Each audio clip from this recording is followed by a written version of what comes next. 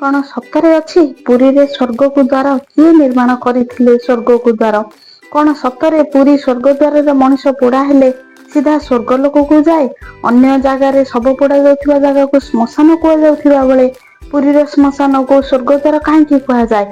नमस्कार सांग माने जय जगन्नाथ मु सुचित्रा आपण मानकु मोर आ गोटे नुआ वीडियो को स्वागत जनाउछि। वीडियोटी को स्किप न करी शेष पर्यंत देखिए।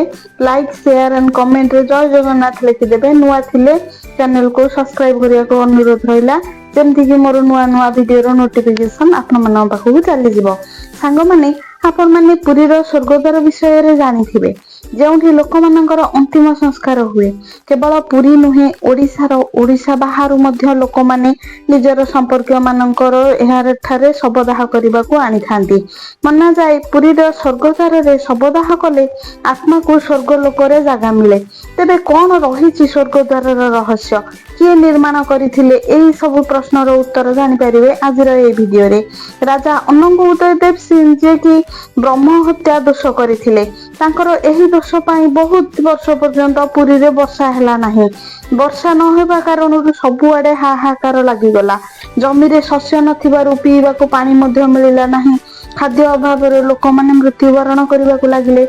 बहुत दिन एपरि गला काहे वर्षा हेउ नाही। एहार विचार करबा पाई राजा राज्य परिषद पंडितगण एहार समाधान पाई मुक्ति मंडप रे एकाठी हेले। बोध हुए इंद्रदेव रागी छंती ना कौन कारण रही मध्य जड़े कहले कि महाराज आपण इंद्रदेव को चिठी जी लिखंतु जदि से चाहिए वर्षा निश्चय हेब। राजा को यही कथाटी ठीक लगिला। से संगे संगे मंत्री को आदेश देले चिठीटी लिख। मंत्री राजा कथा मानी चिठीटी लिखिदेले और राजा को नहीं धराई देले।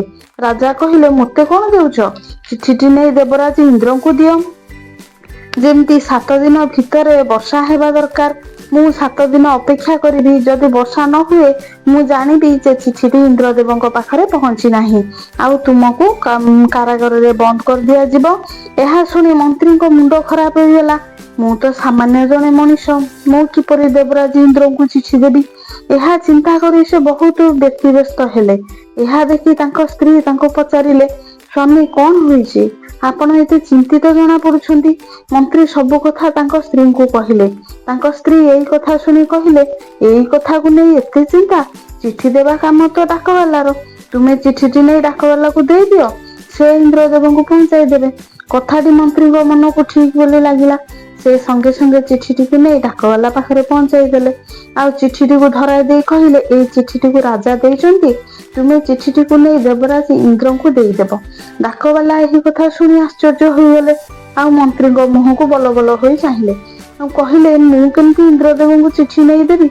मंत्री कहले मु किछि जानिनी राजांकर आदेश इंद्र को पाखरे चिठीटी पहुंचीबा दरकार। 7 दिन भितर वर्षा न हेले तुमको बंदी करा जिवो। तांको स्त्री कहले मो पाखरे गोटे उपाय अछि तुमे चिठीटी को नै बड़ देउल को जाओ। प्रतिदिन स्वर्गरु देवादेवी माने महाप्रभु को दर्शन करने को श्रीमंदिर को आसंती। तुमे ये चिठीटी नहीं मंदिर द्वारपाल को दे दियो। जेबे इंद्रदेवा दर्शन करने को आसबे से तांको दे देबे। यह सुनी डाकवाला कहला ठीक कथा तो मु तुरंत श्रीमंदिर को जाउछि। से तुरंत श्रीमंदिर दक्षिण द्वार को गले कारण दक्षिण द्वार दे देवी देवता प्रभु को दर्शन करने पाई जाती। से दक्षिण द्वार द्वारपाल नाम थिला इंद्र प्रतिहारी। तांको नहीं चिठीटी देले आउ कहले राजा चिठीटी देइछंती देवराज इंद्र आसिले ए चिठीटी देई देबे। राजांकर आदेश चिठीटी इंद्रदेव पाखरे पहुंचीबा निहाती दरकार। आउ 7 दिन भितर वर्षा हेबा दरकार नहेले तुमको बंदी करा जिवो। जगुआली को चिठीटी को दे डाकवाला तो चिंता मुक्त होई गेले किंतु जगुआली चिंतारे पड़ी गेले। इंद्रदेव ताको चिन्हिबे केमिति चिन्हि पारिले सिना चिठीटी देबी। से दिन सारा हे इंद्रदेव चिठीटी नियो हे इंद्रदेव चिठीटी नियो एमती कहबाकू लागिले। एपरि कहू कहू राति होई गला। जगुआली आसी सेहीपरि कहि चल थांती एपरि कहि कहि किपरि सोई पड़िसंती से जानि पारिलेनी। इंद्रदेव से समय दक्षिण द्वार रे पहुंचले। जगुआली हाथरू चिठीटी नहीं श्रीमंदिर को गले। प्रभु जगन्नाथ को दर्शन करी इंद्रदेव चिठीटी खोली देखिले। राजा लिखिचंदी हे इंद्रदेव 7 वर्ष हेबो एठारे वर्षा होई नाही। समस्त राज्यवासी बहुत कष्ट रे अछंती दया करी वर्षा करंतु। एहा पढ़ी इंद्रदेव स्वर्ण पत्रिका रे राजा को प्रति उत्तर लिखिले। ସେ ଲେଖିଲେ, ହେ ରାଜନ, ବ୍ୟସ୍ତ ହୁଅନ୍ତୁ ନାହିଁ, 7 ଦିନ ଭିତରେ ବର୍ଷା ନିଶ୍ଚିନ୍ତ ହେବ। ଏହା ଲେଖି ସାରି ଜଗୁଆଳି ହାତରେ ଚୁପ୍ କରି ରଖିଦେଲେ। ଜଗୁଆଳିଙ୍କ ନିଦ କିନ୍ତୁ ଆଗରୁ ଭାଙ୍ଗି ସାରିଥିଲା। ଏହା ଦେଖି ସେ ସଙ୍ଗେ ସଙ୍ଗେ ଇନ୍ଦ୍ରଦେବଙ୍କ ହାତକୁ ଧରି ପକାଇଲେ। ଆଉ କହିଲେ, କିଏ ତୁମେ? ମୋ ଠାରୁ କାହିଁକି ଚିଠିଟି ନେଲ? ଏହା ଶୁଣି ଇନ୍ଦ୍ରଦେବ କହିଲେ, ମୁଁ ସ୍ୱର୍ଗର ରାଜା ଇନ୍ଦ୍ର। ଏହା ଶୁଣି ଜଗୁଆଳି ଜଣକ କହିଲେ, ମୁଁ କିପରି ଜାଣିବି ତୁମେ ସତ କହୁଛ ବୋଲି? ଏହା ଶୁଣି ଇନ୍ଦ୍ରଦେବ ତାଙ୍କ ବାସ୍ତବିକ ରୂପକୁ ଆସିଲେ। ଜଗୁଆଳିଙ୍କୁ ପ୍ରତି ଉତ୍ତରଟି ଧରାଇ ଦେଲେ, କହିଲେ, ରାଜାଙ୍କୁ ଦେଇଦବ। ଜଗୁଆଳି କହିଲେ, ଆପଣ ତ ପ୍ରଭୁ ଜଗନ୍ନାଥଙ୍କୁ ଦର୍ଶନ କଲେ, ଆମ ସେବାକାରୀଙ୍କୁ କିଛି ଦକ୍ଷିଣା ଦିଅନ୍ତୁ। ଇନ୍ଦ୍ରଦେବ କହିଲେ, ଦକ୍ଷିଣା ଦେବାକୁ ମୋ ପାଖରେ କିଛି ନାହିଁ, ମୁଁ କଣ ଦେବି? ଜଗୁଆଳି କହିଲେ, ଆପଣ ସ୍ୱର୍ଗର ରାଜା, ଏତେ ଅଳଙ୍କାର ପିନ୍ଧିଛନ୍ତି, ସେଥିରୁ ଗୋଟେ ମତେ ଦେଲେ ହବନି?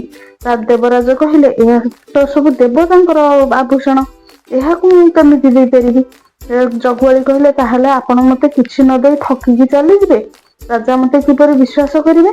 ଇନ୍ଦ୍ରଦେବ କହିଲେ, ତୁମ ନାଁ କଣ? ଜଗୁଆଳି କହିଲେ, ମୋ ନାଁ ଇନ୍ଦ୍ର ପ୍ରତିହାରୀ। ଇନ୍ଦ୍ରଦେବ କହିଲେ, ତୁମ ନାଁ ଇନ୍ଦ୍ର, ମୋ ନାଁ ବି ଇନ୍ଦ୍ର, ଆମେ 2 ଜଣ ସଙ୍ଗାତ। ମତେ ଯେବେ ବି ତୁମେ ଡାକିବ, ମୁଁ ସେତେବେଳେ ତୁମ ପାଖରେ ଆସି ପହଞ୍ଚିଯିବି। ଏହା କହି ଇନ୍ଦ୍ରଦେବ ସେଠାରୁ ଚାଲିଗଲେ।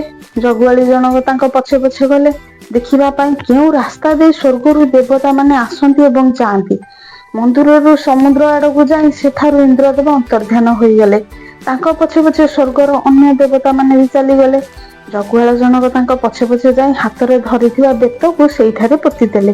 କହିଲେ, ଆଚ୍ଛା, ତାହେଲେ ଏଇଠାରେ ସ୍ୱର୍ଗକୁ ରାସ୍ତା ଅଛି? ତାପରେ ରାଜାଙ୍କ ପାଖକୁ ଯାଇ ଇନ୍ଦ୍ର ଦେଇଥିବା ପ୍ରତି ଉତ୍ତରକୁ ଦେଇଦେଲେ।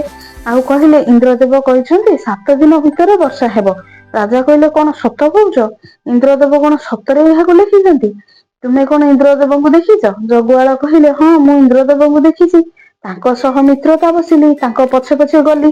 ସେ ଯେଉଁ ଜାଗାରୁ ସ୍ୱର୍ଗକୁ ଗଲେ, ମୁଁ ସେଠାରେ ଗୋଟେ ବେତ ପୋତି ଦେଇଛି। ରାଜା ତାଙ୍କ କଥାକୁ ବିଶ୍ୱାସ କଲେ ନାହିଁ। ରାଜା କହିଲେ, ଠିକ ଅଛି, ଚାଲ, ମତେ ସେଇ ଜାଗା ଦେଖାଇବ।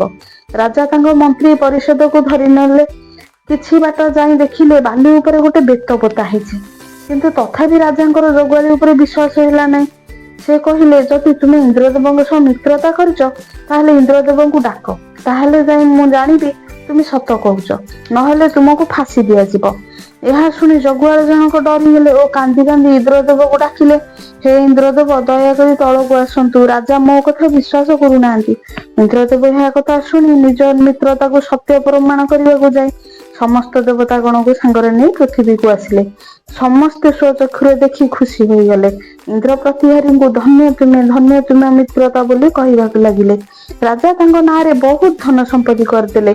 ସେବେଠାରୁ ଶ୍ରୀକ୍ଷେତ୍ରରେ ଲୋକମାନେ ସେଠାରେ ଶବ ସତ୍କାର କରିବାକୁ ଲାଗିଲେ। ଏହାପରେ ଅନ୍ୟ ଲୋକମାନେ ମଧ୍ୟ ଏହା ବିଷୟରେ ଜାଣିବାକୁ ଲାଗିଲେ ଯେ ପୁରୀ ସମୁଦ୍ର କୂଳରେ ସେହି ଜାଗାରେ ଶବଦାହ କଲେ ଆତ୍ମା ସ୍ୱର୍ଗ ଲୋକକୁ ଚାଲିଯାଏ ଆଉ ମୋକ୍ଷ ମିଳିଯାଏ। ସେହିଦିନ ଠାରୁ ସେ ଜାଗାକୁ ସ୍ୱର୍ଗଦ୍ୱାର ବା ସ୍ୱର୍ଗକୁ ଦ୍ୱାର କୁହାଯାଏ। ଯେଉଁମାନେ ପୁରୀ ବୁଲିବାକୁ ଆସନ୍ତି ସେମାନେ ସେଠାରେ ସ୍ୱର୍ଗଦ୍ୱାର ବୁଲି ସମୁଦ୍ରରେ ସ୍ନାନ କରି ପ୍ରଭୁଙ୍କର ଦର୍ଶନ କଲେ କୋଟି ପୁଣ୍ୟ ମିଳିଥାଏ। ସ୍ୱର୍ଗଦ୍ୱାରର ମାଟି ମୁଣ୍ଡରେ ଲଗାଇଥାନ୍ତି। ଆସିଲା ବେଳେ 1 ଟଙ୍କା ପୋତି ଜାଗା କିଣିଦେଇ ଆସନ୍ତି। ଯେମିତି 1 ଟଙ୍କାର ଜାଗା ମୃତ୍ୟୁ ପରେ ସେଠି ସଂସ୍କାର କରିବା ପାଇଁ ଜାଗା କିଣି ଦିଅନ୍ତି। କୁହାଯାଏ, ସ୍ୱର୍ଗଦ୍ୱାର ଜୁଇ ଲିଭେନା, କାଳିଆ ପାଖରେ ଭକ୍ତି ସରେନା। କୁହାଯାଏ, ଏଠାରେ ମଣିଷ ପୋଡ଼ା ହେଲା ପରେ ବି ଶରୀରର କିଛି ଅଂଶ ପୋଡ଼ି ହୁଏ ନାହିଁ। ସାଙ୍ଗମାନେ, ଆଜିର କାହାଣୀଟି କେମିତି ଲାଗିଲା ନିଶ୍ଚିନ୍ତ ଭାବରେ ମତେ କମେଣ୍ଟରେ ଜଣାଇବେ। ଆଉ ଯଦି ନୂଆ ଥିବେ ତାହେଲେ ମୋ ଚ୍ୟାନେଲକୁ ସବସ୍କ୍ରାଇବ କରିବାକୁ ଭୁଲିବେନି। ପୁଣି ଦେଖାହବ ଆଉ ଏକ ନୂଆ ଭିଡିଓରେ। ରହୁଛି, ଜୟ ଜଗନ୍ନାଥ, ନମସ୍କାର।